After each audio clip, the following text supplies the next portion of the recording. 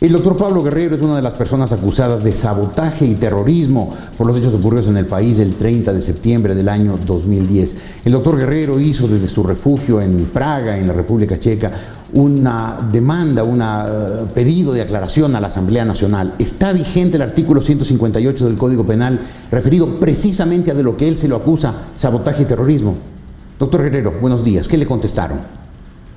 Estimado Jorge, muy buenos días. Me han contestado conforme el documento que yo le remití. No lo he recibido, no he recibido ningún documento, doctor.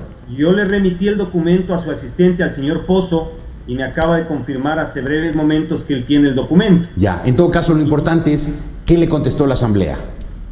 La Asamblea me ha contestado que no se ha debatido ni en primero ni en segundo debate el artículo 158 del Código Penal, lo que implica que no es ley de la República, y al no ser ley de la República no podemos ser juzgados ni procesados por algo que no se encuentra tipificado en la ley. O sea, usted está siendo juzgado por el delito de sabotaje y terrorismo, delito que en el Código Penal ecuatoriano no existe. No existe. Aquí viene una aclaración que vale la pena realizarla, porque en la impresión del Código Penal se incorporó a un decreto de la dictadura del año de 1960 el artículo 158 del Código Penal. Perdón, en el año 1960 el Ecuador no estaba en dictadura, gobernaba el presidente Velasco Ibarra. Esta disposición que ilegalmente, subrayo, ilegalmente tipifica la figura del sabotaje y terrorismo fue adoptada en la dictadura del señor Castro Gijón, el señor Marcos entonces Gándara, estamos hablando de la dictadura 63-66. Sí, en el instrumento que le envié se dice con claridad, certifica el señor bibliotecario de la Asamblea que esta disposición no está precedida de debates en el Pleno del Congreso ni de ninguna asamblea, lo que implica que estamos siendo procesados por un delito inexistente, un delito de lesa juridicidad. Pero ¿cómo puede estar en el Código Penal y ser el artículo 158 y no estar vigente? Porque así es el Ecuador, Jorge, porque así es nuestro país. El señor presidente de la República inclusive ha dicho que ahí está en el código y que por eso él se lava las manos y que tiene que la fiscalía procesar a todo el mundo porque se encuentra ahí.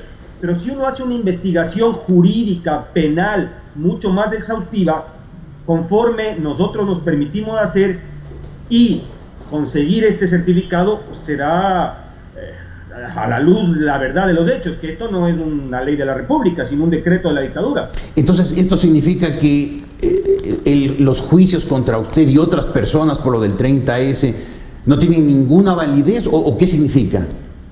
Estarían viciados de nulidad insubsanable y constituiría una violación a derechos humanos terrible. Por eso yo estoy meditando profundamente con algunos estudios jurídicos en la ciudad de Washington que han tomado contacto conmigo, especialistas en estos temas, de mandar y concurrir a la Comisión Interamericana de Derechos Humanos, porque en lo que a mí respecta se han agotado las instancias nacionales, toda vez que me encuentro fuera del país gozando del asilo político que me ha concedido la República Checa.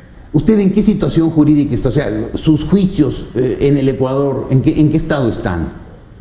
Esta es una interesante pregunta. El día de ayer en Ecuavisa, María José Carrión, en una entrevista que hubo de realizarle la señorita Spin, ha comentado que están coordinando con la Asamblea Nacional y con la Fiscalía el inicio eventualmente de nuevos procesos porque los anteriores están mal planteados, porque hay un divorcio, Jorge, entre lo que fue la propaganda tenaz que impuso el gobierno los primeros días después del 30 de septiembre y los procesos penales que se llevaron a efecto.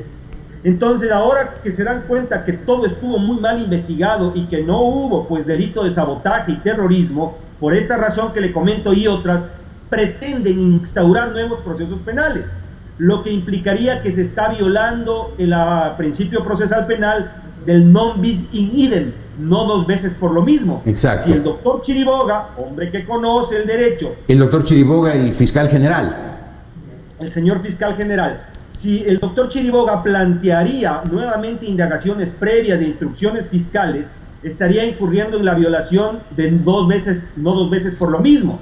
Lo que tendría que hacer el aparato jurisdiccional es declarar la nulidad de todo lo actuado, volver al estado anterior, a efecto de enderezar en esto, ya. Obviamente, si es que hay buena fe, ¿no? ¿Y usted qué va a hacer? O sea, si los juicios, como usted dijo, están viciados de una manera insubsanable, ¿usted va a renunciar a su asilo en la República Checa, va a volver al Ecuador o qué? Usted me está pidiendo que cometa un suicidio, porque ir en estas condiciones al Ecuador es para sufrir el escarnio de una política totalitaria como está sufriendo el señor Balda, como está sufriendo la señora Mary Zamora y tantos otros. Yo no tengo complexión de suicida, mi estimado Jorge. Y entonces, ¿que se va a quedar en la República Checa, va a seguir viviendo en el exterior? ¿Hasta cuándo? Mire, no soy oráculo, no soy pitonizo, pero conforme se están dando las cosas en el Ecuador, con respecto a este último caso del asilo del señor Snowden, tengo la certeza que los hierros en los que incurre el gobierno están abreviando un proceso acelerado de deterioro del sistema, del principio democrático, y la historia sí nos enseña que cuando hay estas transgresiones a los principios de civilidad y democracia, estos gobiernos no duran sino el aleteo de una mariposa. Espero que pronto el Ecuador recupere su coherencia y su racionalidad. Termino preguntándole, doctor Guerrero, a propósito de lo que usted mencionó, el caso del señor Snowden. Allá en la República Checa, uno de los países que después de la Segunda Guerra Mundial y por imposición del Ejército Rojo vivieron en un régimen socialista durante prácticamente 45 años, allá, ¿cómo se ve esta actitud del gobierno ecuatoriano de dar asilo a estos señores Snowden, traidor a su patria, y el señor Assange, un traficante de mercaderías, llamémoslo así, un traficante de propiedad robada, como eran los cables del Departamento de Estado?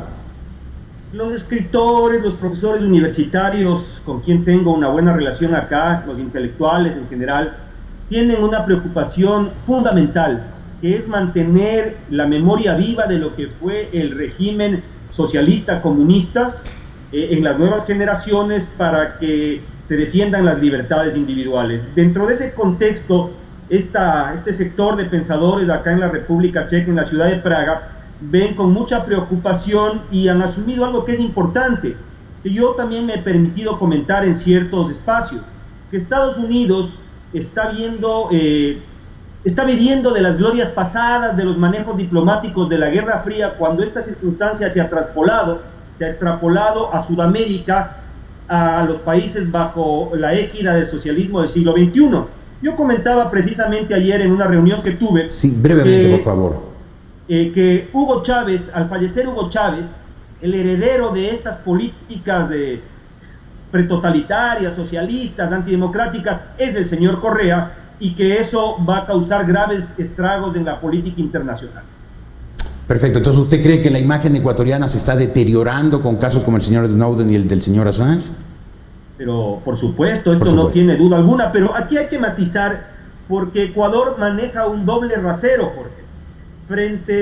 Fuera de las fronteras aparece como el adalid de la defensa de la libertad de expresión, dando un espaldarazo a quienes han violado principios de las Naciones Unidas, como es la defensa de la paz, porque esto es en definitiva lo que está haciendo Estados Unidos con estos sistemas de inteligencia. Y por otro lado, al interior de las fronteras se cierran medios de comunicación, se persiguen periodistas, se coarta la libertad de pensamiento.